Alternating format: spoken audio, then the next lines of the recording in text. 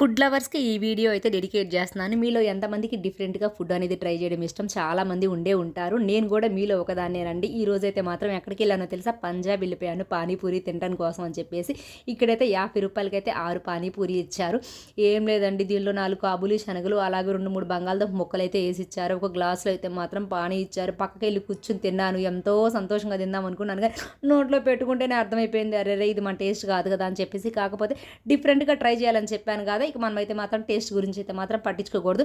ఆ తర్వాత ఏం చేశానంటే పక్కనే ఉన్న రాజస్థాన్ వరకి అయితే వెళ్ళి కచోరీ తెచ్చుకున్నాను. ఇది ఒకటే ₹80 అయితే తీసుకున్నారు. లోపల ఆలు స్టఫింగ్ ఉంటదేమో అనుకున్నాను గానీ పెసరపప్పు తోటైతే ఉంది. దీనిలోకైతే మింట్ చట్నీ అలాగే సాస్ అయితే ఇచ్చారు. ఒక 15 మినిట్స్ అలా నా చిన్ని బొజ్జుకి రెస్ట్ ఇచ్చేసి జమ్మూ కాశ్మీర్ వరకు అయితే వెళ్ళి కాశ్మీరీ బిర్యానీ అయితే తెచ్చుకున్నాను. ఇక దీనిలోకి 2 అయితే పెద్ద పెద్ద పీసులు ఇచ్చారు. ఒక మనిషికి సరిపడా అయితే మాత్రం బిర్యానీ, కొంచెం పులుసు అనేది వేశారు.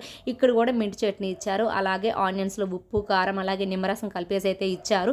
ఇది కూడా టేస్ట్ నాకు అలా అలా అయితే అనిపించింది. ఎందుకంటే మనకి బాగా మసాలాలు దిట్టంగా ఉండాలి, ఉప్పు కారం పర్ఫెక్ట్‌గా ఉంటేనే మన నాలుక అనేది వెళ్తా ఉంటది.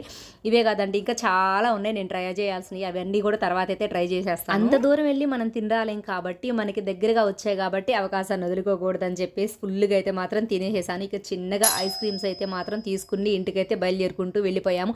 ఎండ మాత్రం బీభత్సంగా ఉంది. వీడియో నచ్చితే లైక్ చేసి సబ్స్క్రైబ్ చేసుకోండి. అడ్రస్ కావాలంటే కామెంట్ చేసేయండి.